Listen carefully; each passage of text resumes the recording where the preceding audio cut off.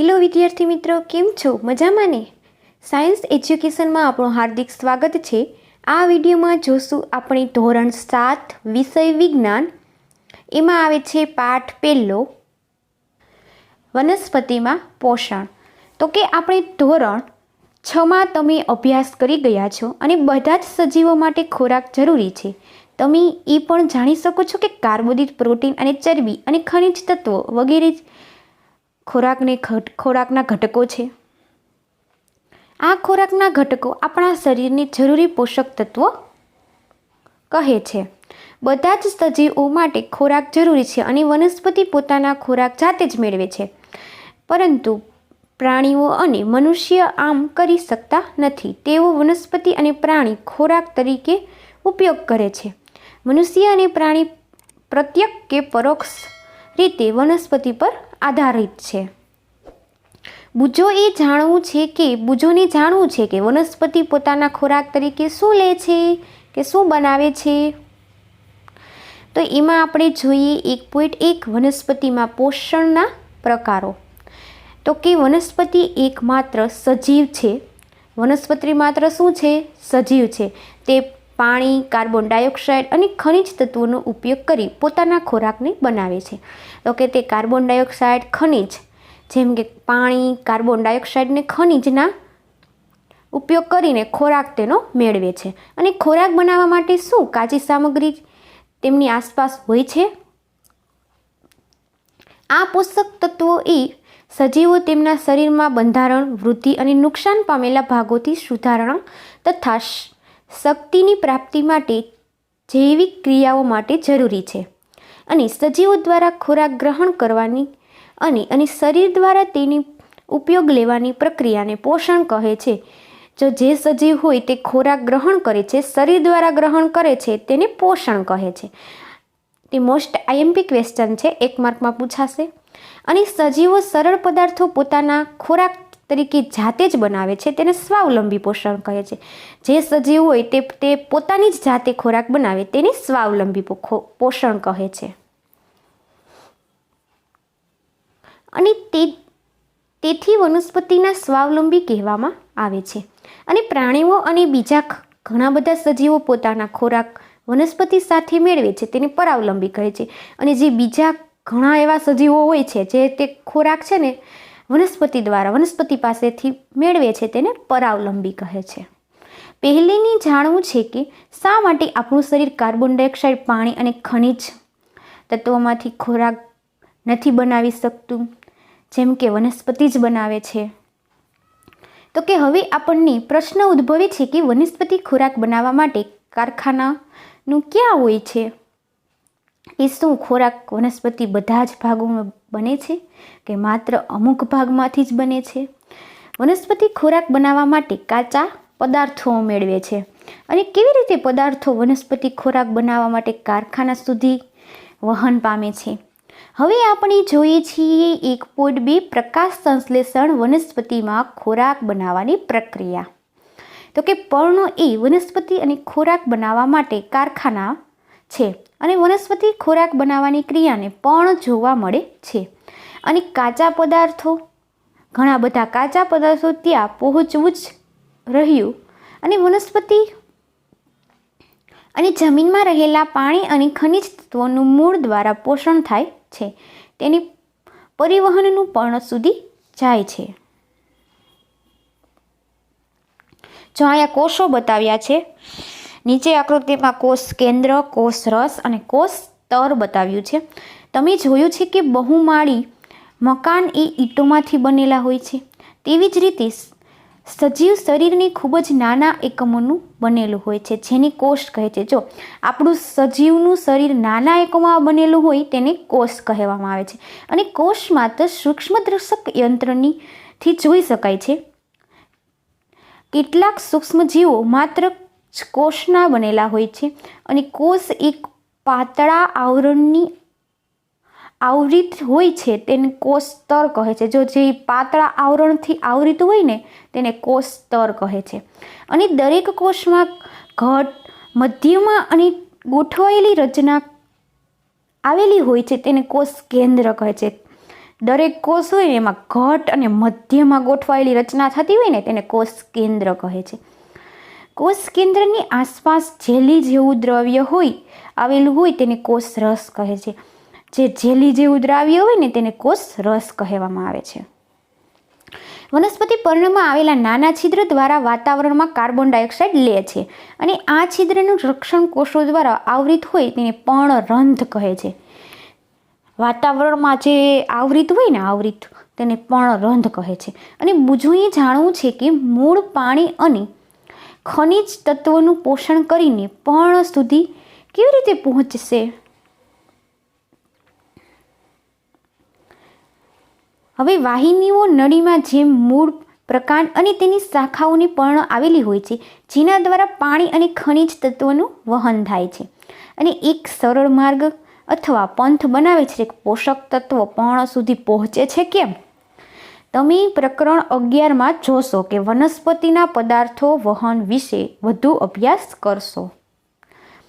પહેલી જાણવા માંગે છે કે પર્ણમાં એવી કઈ ખાસિયત છે ને જે ખોરાકનું સંશ્લેષણ કરી શકે છે અને વનસ્પતિ બીજા ભાગોથી કરી શકતા નથી અને વનસ્પતિના બીજા ભાગો તે સંશ્લેષણ કરી શકતા નથી. પર્ણમાં લીલું રંજક દ્રવ્ય આવેલું હોય છે જેને હરિત દ્રવ્ય કહે છે. જે પર્ણ હોય ને એની અંદર લીલા કલરનું રંજક દ્રવ્ય આવેલું હોય છે જેને હરિત દ્રવ્ય કહે છે અને તે પણ સૂર્ય ઉર્જાનું શોષણ કરવા મદદરૂપ થાય છે અને આ ઉર્જાની કાર્બન ડાયોક્સાઇડ અથવા પાણીમાંથી ખોરાક બનાવવામાં વપરાય છે અને સૂર્યપ્રકાશની હાજરી દ્વારા ખોરાકનું સંશ્લેષણ થતું હોવાથી તેને પ્રકાશ સંશ્લેષણ કહે છે. સૂર્યપ્રકાશ હોય ને સૂર્યપ્રકાશ એની હાજરીથી જેનું ખોરાકનું સંશ્લેષણ થતું હોય ને તેને પ્રકાશ સંશ્લેષણ કહે છે. અને તેથી આપણે કહી શકીએ કે હરિત દ્રવ્ય સૂર્યપ્રકાશ કાર્બન ડાયોક્સાઇડ અને પાણી એ પ્રકાશ સંશ્લેષણ માટે અગત્યના છે. તો કે હરિત દ્રવ્ય સૂર્યપ્રકાશ અને કાર્બન ડાયોક્સાઇડ એ પાણી અને પ્રકાશ સંશ્લેષણના અગત્યના છે. આ પૃથ્વી પરથી વિશિષ્ટ ઘટના છે કે સૂર્ય ઉર્જા એ પર્ણ દ્વારા શોષિત થાય છે અને વનસ્પતિના ખોરાક સ્વરૂપે સંગ્રહ થાય છે. પર્ણ દ્વારા શોષિત થાય છે અને વનસ્પતિ દ્વારા ખોરાક સ્વરૂપે સંગ્રહ પામે છે. આથી સૂર્ય એ બધા સજીવ માટે ઉર્જાનો અદ્વિતીય સ્ત્રોત છે.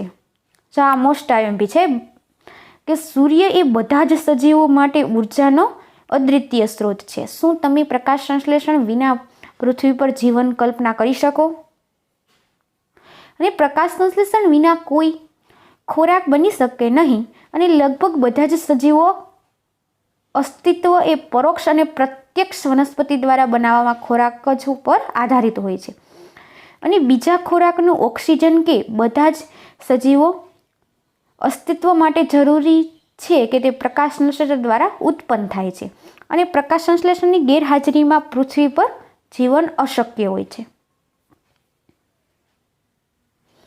પ્રકાશ સંશ્લેષણની ક્રિયા દ્વારા પણ સિવાય વનસ્પતિ બીજા લીલા ભાગોમાં પણ હોય છે અને લીલું પ્રકાંડ અને તેનું લીલું પ્રકાંડ હોય અને તેની શાખા હોય અને રણમાં ઉગતી વનસ્પતિ પર ભીંગડા જેવી આવરણ અથવા કાંટા જેવું પણ જોવા મળે છે. જો બાષ્પોત્સર્જન દ્વારા થતા પાણીના વ્યયને અટકાવે છે. આ વનસ્પતિ પાસે લીલું પ્રકાંડ હોય છે જે પ્રકાશ સંશ્લેષણની ક્રિયા કરે છે. હવે પ્રકાશ સંશ્લેષણની દરમિયાન પર્ણમાં હરિત દ્રવ્ય ધરાવતા કોષો સૂર્યપ્રકાશની હાજરી અને કાર્બન ડાયોક્સાઇડ પાણીનો ઉપયોગ કરી કાર્બોદિતનું સંશ્લેષણ કરે છે અને આ પ્રક્રિયા સમીકરણ દ્વારા મુજબ દર્શાવવામાં આવે છે. તો કે કાર્બન ડાયોક્સાઇડ આ સૂત્ર આવે છે કાર્બન ડાયોક્સાઇડ પ્લસ પાણી અથવા સૂર્યપ્રકાશના છેદમાં હરિત દ્રવ્યો અને કાર્બન પદાર્થ પ્લસ ઓક્સિજન. નીચે આકૃતિમાં બતાવ્યું છે કે હરિત દ્રવ્ય કોને કહે? રક્ષક કોષો, વાયુરંધ્ર.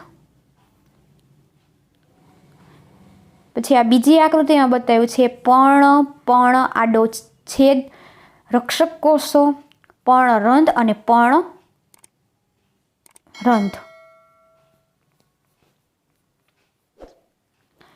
હવે આકૃતિ 1.3માં પ્રકાશ દર્શાવતી આકૃતિ બતાવી છે. તેમાં કાર્બન ડાયોક્સાઇડ ક્યાંથી મળે, ઓક્સિજન ક્યાંથી મળે, પ્રકાશની શક્તિ ક્યાંથી મળે, પર્ણમાંથી હરિત દ્રવ્ય કેમ ખીલે અને પાણી અને ખનિજ ક્ષારો. પ્રક્રિયા દરમિયાન ઓક્સિજન મુક્ત થાય છે અને સામાન્ય રીતે કાર્બોદિત પદાર્થનું સ્ટાર્ચમાં ફેરવાઈ જાય છે. જે કાર્બોદિત હોય ને તે કાર્બોદિત પદાર્થ સ્ટાર્ચમાં ફેરવાઈ જાય છે અને પર્ણમાં સ્ટાર્ચનું હોવું એ પ્રકાશ સંશ્લેષણની પ્રક્રિયા થવાથી સૂચન છે. તેને સ્ટાર્ચ એ કાર્બોદિતનો પ્રકાર છે. બુજોએ લાલ અને જાંબલી કથ્થાઈ રંગની ધરાવતી વનસ્પતિ જોઈ અને તેનું જાણવું છે કે પર્ણો પર પ્રકાશ સંશ્લેષણ કેમ કરે છે. હવે આપણે જોઈએ પ્રવૃત્તિ 1.1. બે એક સરખા છોડ લો અને છોડની અંધ આકાર અથવા કાળા ખોખામાં રાખો. 72 કલાક માટે રાખો અને બીજા છોડને સૂર્યપ્રકાશમાં રાખો. અને ધોરણ 6માં આપણે પ્રવૃત્તિ કરી એવી જ રીતે બને કે છોડના આયોડિન દ્વારા પરીક્ષણ કરો અને તમારું પરીક્ષણ નોંધો. અને હવે છોડની અંધ આકાર રાખેલો હતો તેને 3-4 દિવસ માટે સૂર્યપ્રકાશમાં મૂકો અને ફરીથી તેના પર્ણોનું આયોડિન દ્વારા પરીક્ષણ કરો. અને તમારી નોટમાં અવલોકન કરવાનું છે. અને પર્ણમાં જે ભાગ લીલો નથી અને તે હરિત દ્રવ્ય ધરાવે છે કે લાલ, કથ્થાઈ અને બીજા રંગ રજકણ દ્રવ્યો લીલા રંગને ઢાંકી દે છે અને આ પર્ણોમાં પણ પ્રકાશ સંશ્લેષણ જોવા મળે છે. જો અહીંયા નીચે આકૃતિમાં બતાવ્યું છે કે જુદા જુદા રંગના પર્ણો કેવી રીતના હોય, કે જુદા જુદા કલરના કેવી રીતના હોય. તમે અવનવાર તળાવો કે સ્થિર પાણીમાં ચીકણા અને લીલા ધાબાઓ જોતા હશો ને, જોયા છે તમે? અને લાલ કે વૃદ્ધિ પામતા આ સજીવો લીલા હોય છે. સામાન્ય રીતે વૃદ્ધિ પામતા હોય ને સજીવો તો લીલા કલરના હોય છે. તમને અનુમાન બાંધી શકો છો કે લીલા રંગની જોવા મળે છે અને તેઓ હરિત દ્રવ્ય ધરાવે છે. જે લીલા રંગના જોવા મળે ને તેને હરિત દ્રવ્ય ધરાવતા કહેવાય છે. અને લીલો રંગ આપે છે અને લીલ પણ લીલા રંગની હોય છે, તમે જોઈ છે. અને લીલ પણ પ્રકાશ સંશ્લેષણની ક્રિયા દ્વારા પોતાનો ખોરાક બનાવે છે. હવે જોઈએ કાર્બોદિત પદાર્થ સિવાય વનસ્પતિ ખોરાકનું સંશ્લેષણ. તમે શીખ્યા કે વનસ્પતિના પ્રકાશ સંશ્લેષણની ક્રિયા દ્વારા કાર્બોદિત પ્રકાશનું સંશ્લેષણ થાય છે. અને કાર્બોદિત પદાર્થ હોય ને કાર્બન, હાઇડ્રોજન અને ઓક્સિજનનો બનેલો હોય છે, જેના ઉપયોગ બીજા ઘટકો પ્રોટીન, ચરબી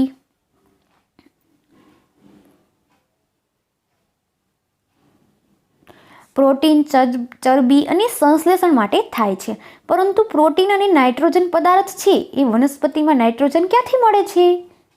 યાદ કરો કે હવામાં પુષ્કળ પ્રમાણમાં નાઇટ્રોજનનું વાયુ સ્વરૂપે રહેલા હોય છે અને પરંતુ વનસ્પતિની નાઇટ્રોજન તેના સ્વરૂપમાં પોષણ કરતા નથી. જમીનમાં કેટલાક બેક્ટેરિયા ધરાવતા હોય અને વાયુ રૂપે નાઇટ્રોજનની વાપરી શકતા સ્વરૂપમાં ફેરવ્યો છે અને જમીનમાં મુક્ત કરે છે કે આ દ્રવ્યો નાઇટ્રોજન, પાણી, વનસ્પતિ દ્વારા જ પોષણ થાય છે.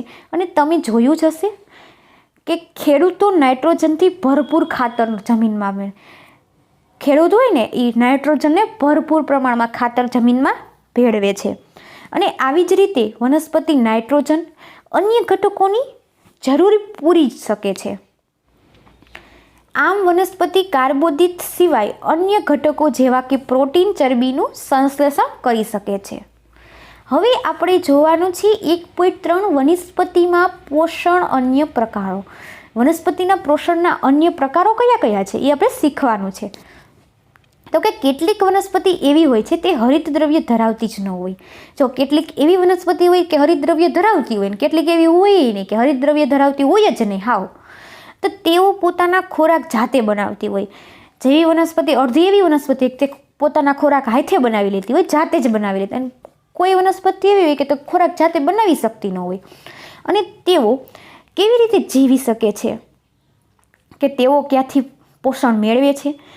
તેઓ મનુષ્ય અને અન્ય પ્રાણીઓ જેમ બીજી વનસ્પતિ દ્વારા બનાવેલા ખોરાક પર નભે છે. તેઓને પરાવલંબી કહે છે.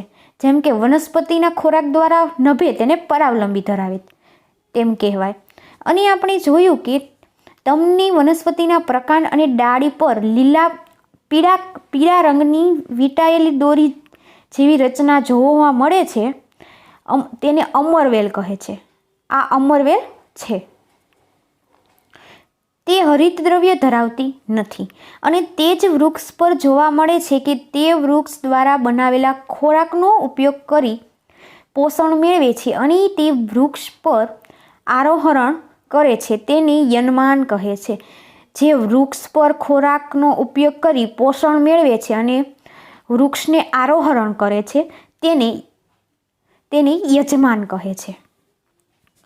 તે પોતાનું પોષણ યજમાન પાસેથી લે છે અને તેથી પરોપજીવી કહે છે. જે યજમાન પાસેથી તેનું પોષણ લે ને તેને શું કહેવાય? પરોપજીવી કહે છે. શું આપણી બીજા પ્રાણીઓ પર, વનસ્પતિ પર નભનારા પરોપજીવી છીએ? તેના પર વિચારો અને શિક્ષણ સાથે ચર્ચા કરો. તો તમારે વિચારવું છે અને વિચારવાનું છે અને તમારા વર્ગ શિક્ષક સાથે ચર્ચા કરવાની છે. હવે આપણે અહીંયા નીચેની આકૃતિમાં જોવી છે કે અમરવેલ અને યજમાન વનસ્પતિ સાથે, જો અહીંયા ઓલી ટીંગાતી હોય ને એવી અમરવેલ બતાવેલી છે. અને પહેલી એ જાણ્યું છે કે મચ્છર, માકડ, જૂ અને ઝડોકી આપણું રુધિર શોષે છે, તે પણ પરોપજીવી છે. તમે એવી વનસ્પતિ વિશે સાંભળ્યું છે કે પ્રાણીઓ ખોરાક તરીકે ઉપયોગમાં કરતી હોય? અને એવી થોડીક વનસ્પતિ છે કે જે કીટક સ્વીકાર કરીને તેનું પાચન કરી શકે છે. તે આશ્ચર્યજનક નથી? આ વનસ્પતિ લીલો બીજો રંગ ધરાવે છે, પણ પર્ણ એ કળશ જેવી રચનામાં ફેલાઈ જાય છે અને પર્ણના અગ્રભાગમાં ઢાંકણ જેવી રચના બનાવે છે અને જે કાળાશ મુખનો ભાગ લીલો બંધ કરી શકે છે અને કાળશની અંદર વાડ જેવી રચના આવેલી હોય છે અને કીટક અંદર પ્રવેશે છે. વાડ જેવી રચના હોય ને એમાં કીટક અંદર પ્રવેશે છે અને ત્યારે તેનું ઢાંકણ બંધ થાય છે. જે અંદર પ્રવેશે છે ત્યાંથી એનું ઢાંકણ બંધ થઈ જાય છે અને કીટક દ્વારા તે ફસાઈ જાય છે.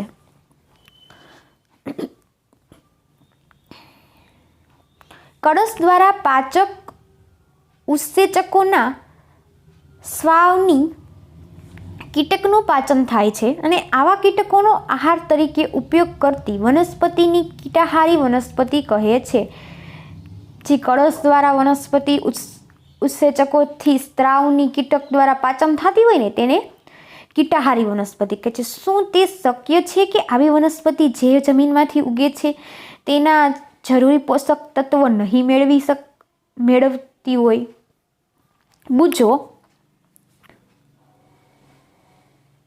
બુજો અસમંજનમાં, જો કાળાશપૂર્ણ એ લીલું છે અને પ્રકાશ સંશ્લેષણ કરે છે અને તો પછી શા માટે તે કીટકોને ખાય છે?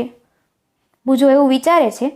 જો અહીંયા નીચે આકૃતિમાં બતાવ્યું છે, આકૃતિ કેવી બતાવે છે કે ઢાંકણ અને કળશ દર્શાવતો કળશ પર્ણ બતાવ્યો છે. જો અહીંયા ઢાંકણવાળો આ પર્ણ બતાવ્યો છે. હવે જોઈએ આપણે 1.4 મૃતો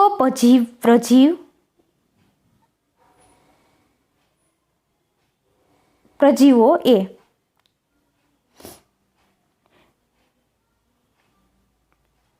તો કે તમે શાક માર્કેટમાં મશરૂમના પેકેટમાં વેચતા જોયા હશે.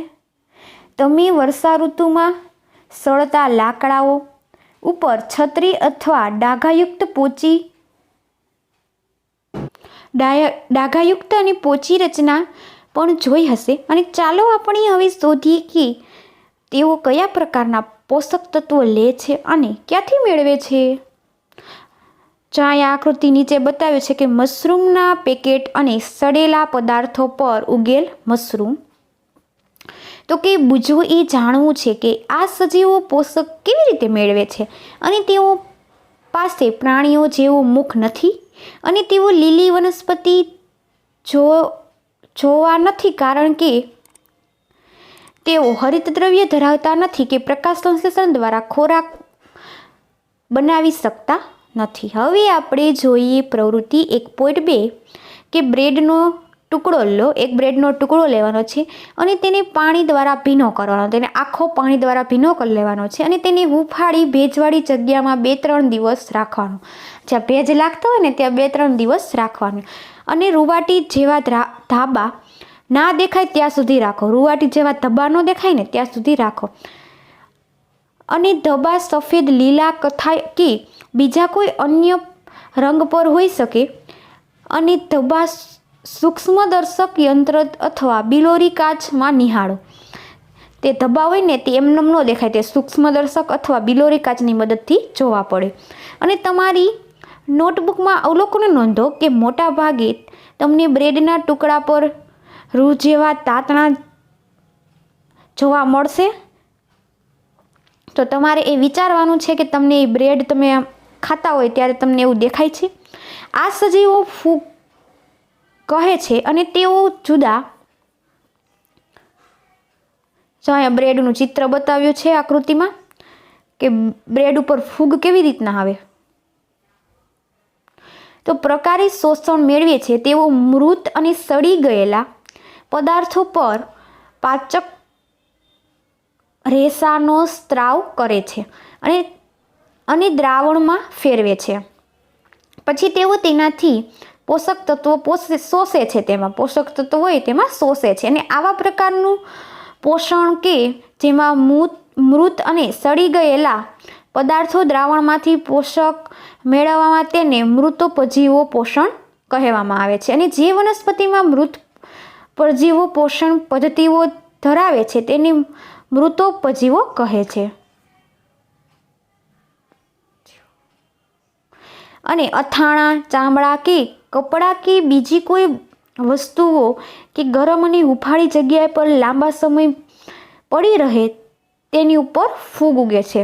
જો કે અથાણું હોય, ચામડા હોય કે કપડાં હોય તે ઝાઝા સમય સુધી રાખી મૂકો ને તેની ઉપર ફૂગ ચડી જાય છે. અને પહેલી એ જાણવા આતુર છે કે વર્ષા ઋતુમાં તેણી એ સુંદર જૂતા જે તે ખાસ પ્રસંગોમાં જ પહેરતી હતી અને તે ફૂગના કારણે ખરાબ થઈ ગયા. તે જાણવા ઈચ્છે છે કે વર્ષા ઋતુમાં અચાનક જ કેમ ફૂગ જોવા મળે છે. તો કે વર્ષા ઋતુ હોય તેમાં ભેજયુક્ત વાતાવરણ હોય એટલે. અને બુજો કહે છે કે એકવાર તેના દાદાએ તેને કહ્યું હતું કે તેના ઘઉંના ખેતરોમાં ફૂગના કારણે ખરાબ થયા અને તેણે જાણવું છે કે શું ફૂગ રોગ પર કરે છે. અને પહેલે એ કહ્યું કે ઈસ્ટ અને મશરૂમ જેવી ફૂગ ઉપયોગી છે, પરંતુ કેટલીક ફૂગ વનસ્પતિ, પ્રાણીઓ અને મનુષ્યના રોગો પણ હોય છે અને કેટલીક ફૂગ દવામાં પણ વપરાય છે. ઓકે, વર્ષા ઋતુ દરમિયાન તે ઘણી બધી વસ્તુઓ ખરાબ કરે છે અને તમારા માતા પિતાની ફૂગ દ્વારા ઘરમાં રહેલા જોખમ વિશે પૂછો. તો તમારે તમારા માતા પિતાને પૂછવાનું છે કે ફૂગ શેમાં લાગે છે તે તમારે જાણવાનું છે. અને સામાન્ય રીતે ફૂગ બીજાણુઓ હવામાં જોવા મળે છે અને જ્યારે તેઓ ભીની કે હુંફાળી સપાટી પર છે ત્યારે તેઓ અંકુરિત થાય છે અને વૃદ્ધિ પામે છે. જ્યારે ભીની અને હુંફાળી સપાટી હોય ને ત્યારે અંકુરિત થાય છે અને તે વૃદ્ધિ પામે છે. અને હવે તમે કહી શકશો કે આપણે વસ્તુઓમાં ખરાબ થતી કેવી રીતે રોકી શકીએ કે કેટલાક સજીવો સાથે જીવે છે કે તથા વસવાટ અને પોષક તત્વો માટે સહભાગી બને છે. આ પ્રકારના સંબંધો સહભાગી કહેવાય છે. દાખલા તરીકે ફૂગ એ વનસ્પતિના મૂળ પર જોવા મળે છે અને વસ્તુ એ ફૂગને પોષક તત્વો પૂરા પાડે છે અને બદલામાં ફૂગ પાસેથી જમીનમાં પાણી અને પોષક દ્રવ્ય માટે મદદ લે છે. અને આ પોષકનું જોડાણ વૃક્ષ માટે ખૂબ જ જરૂરી છે. લાઇકેન જેવા સજીવો હરિત દ્રવ્ય ધરાવતી લીલ અને ફૂગ સાથે જોવા મળે છે અને ફૂગ વસવાટ, પાણી અને ખનિજ તત્વ લીલને આપે છે. તેના બદલામાં લીલ એ પ્રકાશ સંશ્લેષણ દ્વારા બનેલો ખોરાક આપે છે. પાણી અને ખનિજ દ્રવ્ય છે તે લીલને આપે છે અને તેના બદલામાં લીલ છે પ્રકાશ સંશ્લેષણ દ્વારા ખોરાક આપે છે. હવે આવે છે 1.5 જમીનમાં પોષક તત્વો ફરી કેવી રીતે મળે છે, કેવી રીતે આવે છે અથવા કેવી રીતે મળે છે. શું તમે ક્યારેય ખેડૂતને ખેતરમાં છાણિયું ખાતર અથવા રાસાયણિક ખાતર નાખતા જોયા છે? તો કે હા, આપણે જોયા જ હોય. આપણે આપણા ખેતરમાં રાસાયણિક ખાતર અને છાણિયું ખાતર નાખતા જ હોઈએ છીએ. અથવા માડીની બગીચામાં ઘાસવાળી ભૂમિ અથવા કુંડામાં તેના ઉપયોગ કરતા જોયા જ હોય. આપણે બગીચામાં ઘાસવાળી ભૂમિ જોઈ હોય અને કુંડાઓએ જોયા હોય. અને શું તમે જાણો છો કે જમીનમાં શા માટે ઉમેરવામાં આવે છે? તમે શીખી ગયા છો કે વનસ્પતિ જમીનમાં પાણી અને ખનિજ પોષક તત્વોનું પોષણ કરે છે. તેની માત્રામાં જમીનમાં ઘટતી જાય છે અને છાણિયું ખાતર કે રાસાયણિક ખાતર નાઇટ્રોજન, પેટ્રોલિયમ, ફોસ્ફરસ જેવા તત્વો રહેલા હોય છે. તો કે આપણે છાણિયું ખાતર હોય તેમાં છાણિયું ખાતર અથવા રાસાયણિક ખાતરમાં નાઇટ્રોજન, ફોસ્ફરસ અને પેટ્રોલિયમ જેવા તત્વો રહેલા હોય છે. અને જમીનમાં સ્મૂધ બનાવવા માટે આવા પોષક તત્વો સમયાંતરે જમીનમાં ઉમેરવામાં આવે છે. અને જો આપણે વનસ્પતિ પોષક તત્વોની જરૂરિયાત પૂરી કરીએ છીએ તો તે ઉછેરી શકીએ અને તંદુરસ્ત જાળવી શકીએ.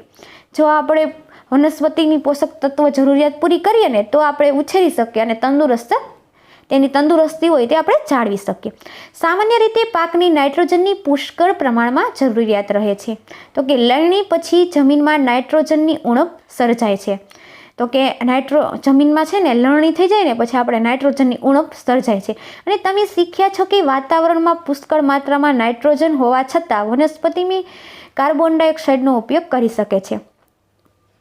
તો કે વાતાવરણમાં નાઇટ્રોજન હોવાથી આપણે કેમ કાર્બન ડાયોક્સાઇડનો ઉપયોગ કરી શકીએ છીએ અને તમે નાઇટ્રોજનનો ઉપયોગ કરી શકતા નથી. અને તેમને નાઇટ્રોજનનો દ્રાવ્ય સ્વરૂપમાં જરૂરી છે તેને રાઇઝોબિયમ કહે છે. જો નાઇટ્રોજનની દ્રાવ્ય સ્વરૂપમાં જરૂરી હોય છે ને તેને રાઇઝોબિયમ કહે છે.